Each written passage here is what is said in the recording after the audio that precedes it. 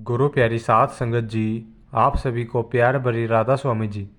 साध संगत जी, यह बात तो किसी से नहीं छुपी कि बाबा जी बच्चों से कितना प्रेम करते हैं।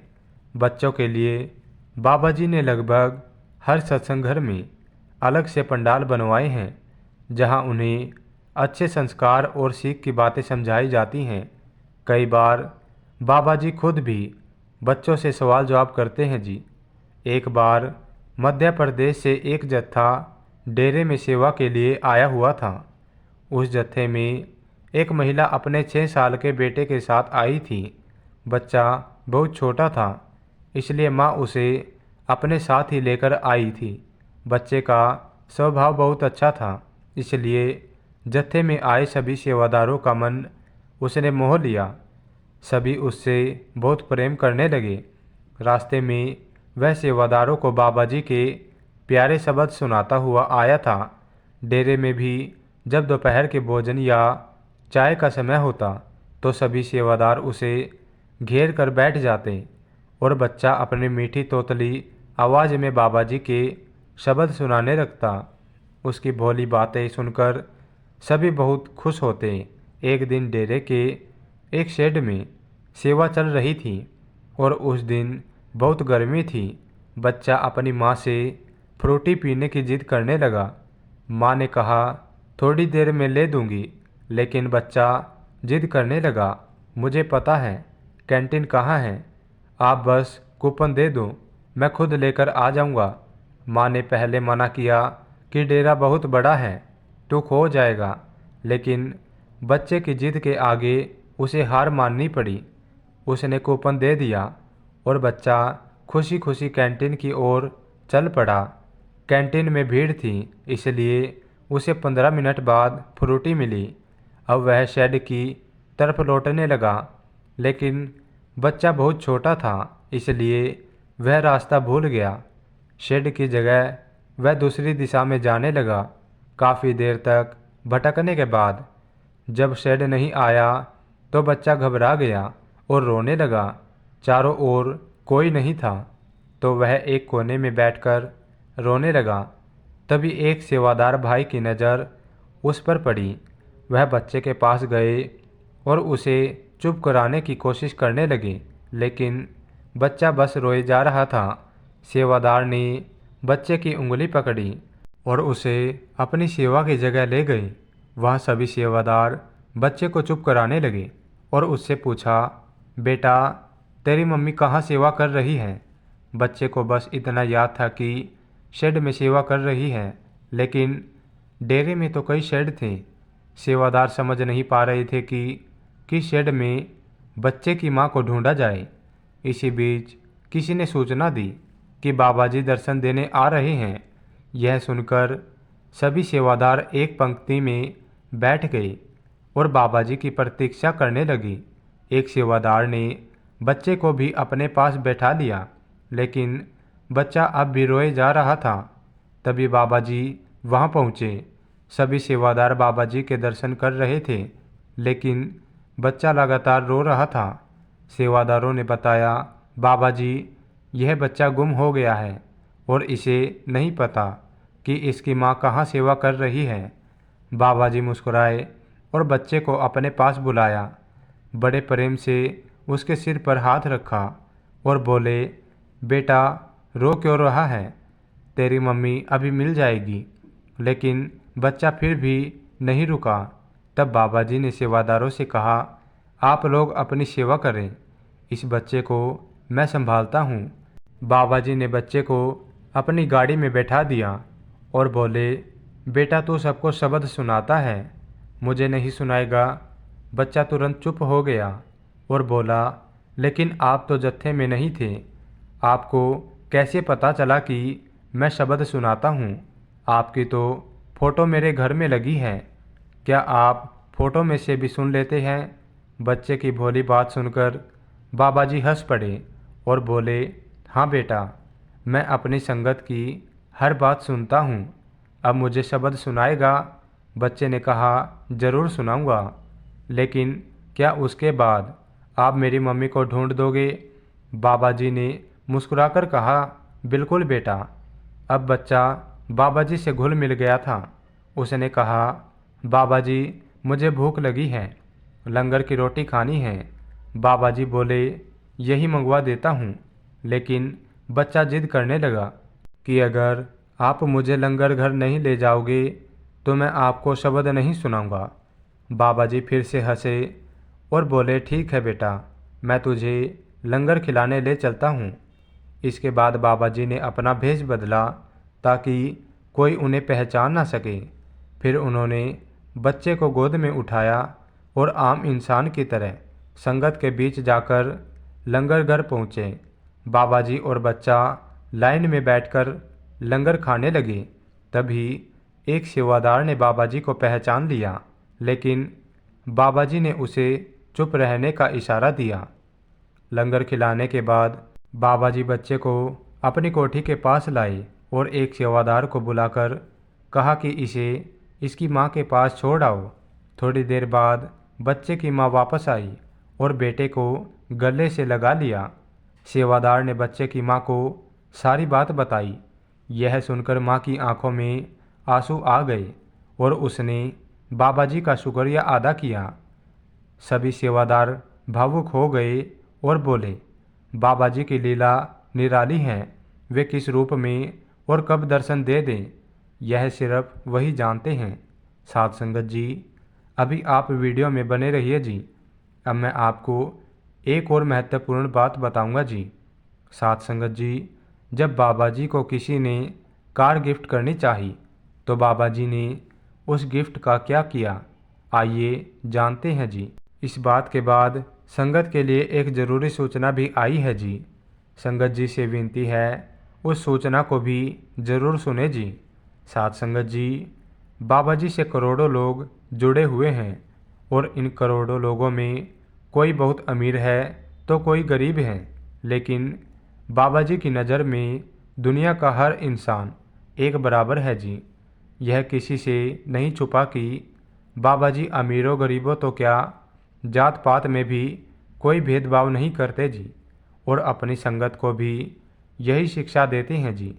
बाबा जी ने इन्हीं करोड़ों लोगों में से एक परिवार जो कि बहुत ज़्यादा अमीर है जी, उन्होंने जब बाबा जी को एक महंगी कार गिफ्ट दी तो बाबा जी ने इस परिवार को क्या कहा था जी। और साथ संगत जी, बाबा जी का यह संदेश सारी संगत के लिए सुनना जरूरी है जी। यह परिवार बहुत ज़्यादा अमीर है और जब इन्होंने एक महंगी कार खरीदी तो उसके कुछ समय के बाद ही यह पूरा परिवार विदेश जाकर बस गया। और विदेश से अक्सर यह अपने देश भी आते थे। और एक बार जब यह लोग वापस अपने देश आए तो इन्होंने सोचा कि हमें इस कार को डेरे में बाबा जी के हवाले कर देना चाहिए, क्योंकि हम तो विदेश बस गए हैं और अब यह कार यहाँ ऐसे ही खड़ी रहती है। तो एक दिन यह लोग उस कार को लेकर डेरे पहुँच गए और वहाँ सेवादारों को सारी बात समझाकर कार को डेरे में छोड़ गए। सेवादार ने उस कार को सेवा समझकर बाबा जी की कोठी में खड़ा कर दिया जी। और जब बाबा जी कोठी से बाहर निकले तो उन्होंने एक नई और महंगी कार को वहाँ खड़े देखा। तो बाबा जी ने पूछा कि यह कार किसकी है। सेवादारों ने बताया कि एक परिवार यह कार आपको देने की बात कहकर यहाँ छोड़ गया है जी। उनका कहना था कि वह लोग विदेश में जाकर बस गए हैं और इसलिए इस कार को बाबा जी को सेवा समझकर दे दिया जाए। तो बाबा जी ने सेवादारों से कहा कि बेटा, सेवा का मतलब होता है संगत की भलाई और हित में काम करने के लिए कुछ दिया जाए। सेवा का मतलब गुरु को गिफ्ट देना नहीं होता। बाबा जी ने सेवादारों को कहा कि आप या तो इस गाड़ी के पैसे इस परिवार तक पहुंचाओ या फिर इस गाड़ी को उन्हें वापस दे दो। सेवादारों ने कार का रेट निकलवाया और उतने पैसे उस परिवार तक पहुंचा दिए जी। बाबा जी ने समझाया कि आज डेरे में संगत जो सेवा डालती है उस सेवा को संगत की भलाई के कामों में लगाया जाता है। गुरु को लालच नहीं होता कि संगत उसको गिफ्ट दे। गुरु को अपनी संगत से सिर्फ स्नेह चाहिए और संगत गुरु के बहाने में रहे। साथ संगत जी, आज से 34 साल पहले जब बाबा जी को गुरु गद्दी पर बिठाया गया था जी, जिस दिन बाबा जी की दस्तारबंदी हुई थी जी, उस दिन 20 लाख से ज़्यादा संगत डेरे में अपने नए सतगुरु के दर्शन करने के लिए पहुंची थी जी। जिस दिन बाबा जी की दस्तारबंदी हुई थी, उस दिन से 9 दिन पहले ही हजूर महाराज जी ने चोला छोड़ दिया था जी। और हजूर जी के चोला छोड़ने के बाद डेरे में इतनी संगत पहुंच गई थी जी कि डेरे में कहीं पर भी पैर रखने की जगह नहीं थी और संगत का रो रो कर बुरा हाल था जी। ठीक 9 दिन के बाद जब बाबा जी की दस्तारबंदी हुई तो संगत के मन को कहीं जाकर तसल्ली हुई थी जी कि उनकी संभाल करने के लिए हजूर महाराज जी बाबा जी को जिम्मेदारी सौंप कर गए हैं जी। और दस्तारबंदी के बाद जब बाबा जी ने पहली बार 20 लाख से ज़्यादा संगत को संबोधित किया था जी, उस समय बाबा जी ने संगत के आगे विनती की थी और कहा था कि मुझे संगत के प्यार की बहुत ज़रूरत है। मैं अपने आप को संगत के नाम करता हूँ और बदले में मेरी संगत से विनती है कि जितना प्रेम संगत बड़े महाराज जी को करती है, उसका सिर्फ एक छोटा सा हिस्सा मेरी झोली में डालें। बाबा जी के इन शब्दों को सुनकर पंडाल में संगत के रोने की चीखें गूंज उठी और ऐसा माहौल बन गया था कि सबको रोना आ गया था जी। साथ संगत जी, इस बात को बताने का मकसद सिर्फ इतना है कि जो पूर्ण गुरु होते हैं, उन्हें संगत के पैसे या ज़मीन जायदाद से कुछ लेना देना नहीं होता जी। उन्हें संगत से सिर्फ उनका प्रेम चाहिए और संगत उनके कहने में रहे, उनके बहाने में रहे। और आज 34 साल से बाबा जी संगत को संभाल रहे हैं जी। और संगत अपनी खुशी और श्रद्धा से जो कुछ डेरे में या संगत सत्संग घरों में सेवा में डालती है, वह सब संगतों पर ही लगाया जाता है जी। आज बाबा जी जन कल्याण की भलाई के लिए न जाने क्या क्या कर रहे हैं जी। बहुत सी बातें तो संगत तक पहुंचती ही नहीं है जी, क्योंकि बाबा जी अपनी संगत को भी यही सिखाते हैं कि संगत जब भी किसी की मदद करे तो ऐसे करे कि मालिक के अलावा कोई और ना जानता हो। अभी हाल ही में भोटा अस्पताल का जो विवाद चल रहा था जी, जिसके चलते उस अस्पताल को डेरे द्वारा बंद करने तक का डिसीजन ले लिया गया था जी। अब सुनने में आ रहा है कि बाबा जी और डेरे के अधिकारियों से मीटिंग के बाद हिमाचल सरकार नियमों में कुछ संबोधित कर सकते हैं और इसमें उस अस्पताल को फ़ायदा मिल सकता है। साथ संगत जी, 1999 में बाबा जी की अगुवाई में बना यह अस्पताल हिमाचल के भोटा में बनाया गया था जी। और 15 किलोमीटर के दायरे में आने वाले लोगों का इस अस्पताल में मुफ्त इलाज किया जाता था जी। इस बात से कोई फ़र्क नहीं पड़ता कि इलाज करवाने वाला सत्संगी है या नहीं। उनकी आईडी पर लिखा एड्रेस अगर नियमों के दायरे में आता है तो उनका इलाज बिल्कुल मुफ्त में होता है जी।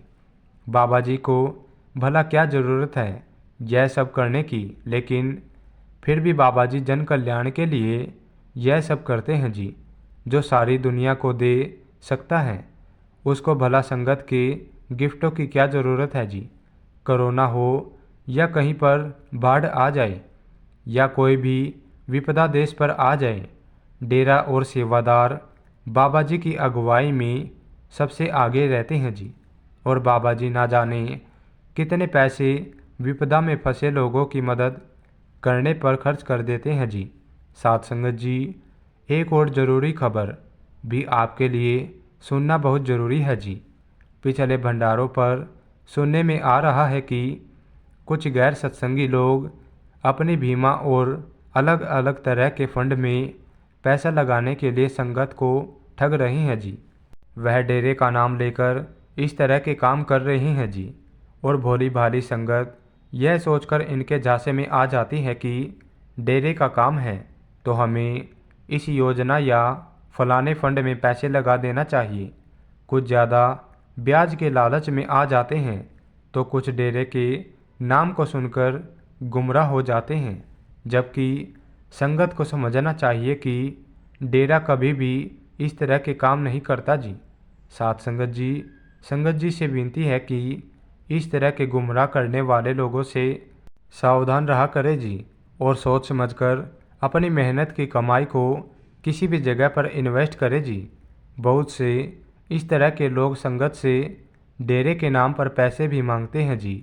संगत को यह समझना चाहिए कि सेवा सिर्फ डेरे में या सत्संग घरों में सेवादारों और सेक्रेटरी साहब की नॉलेज में डालकर ही दीजिए।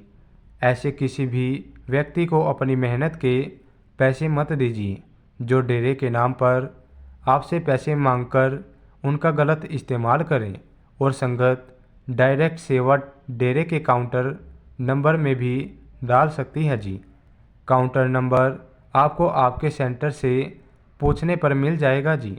4 साल पहले जब लॉकडाउन लगा था तो उस समय भी सोशल मीडिया पर कुछ मैसेज वायरल हो गए थे कि कोरोना की वजह से डेरे को पैसे की बहुत ज़रूरत है, इसलिए संगत सेवा डालने के लिए आगे आए। जब डेरे तक यह खबर पहुंची थी तो डेरे ने सोशल मीडिया के जरिए संगत को क्लियर कर दिया था कि डेरे की तरफ से ना तो कोई पैसे मांगे जाते हैं और ना संगत को कभी सेवा डालने की बात कही जाती है जी। साथ संगत जी, इस वीडियो के शुरू में भी मैंने आपको बताया था कि एक पूर्ण गुरु को संगत से सिर्फ और सिर्फ प्रेम चाहिए और संगत गुरु के कहने में रहे, गुरु के बहाने में रहे। बाबा जी कभी भी संगत को सेवा डालने के लिए नहीं कहते जी, और ना ही कभी डेरे का कोई अधिकारी संगत को ऐसी कोई बात कहता है जी।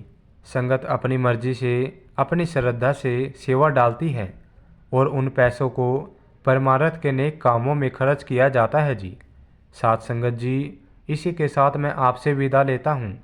आज की जानकारी आपको कैसी लगी कमेंट में ज़रूर बताना जी, और कमेंट में राधा स्वामी लिखकर अपने शहर का नाम ज़रूर से लिख देना जी, जिससे कि हमें पता चल सके कि बाबा जी की संगत शहर के किस किस कोने से हमारी वीडियो देख रही है जी। साथ संगत जी, मिलते हैं एक और नई वीडियो के साथ, तब तक के लिए राधा स्वामी जी।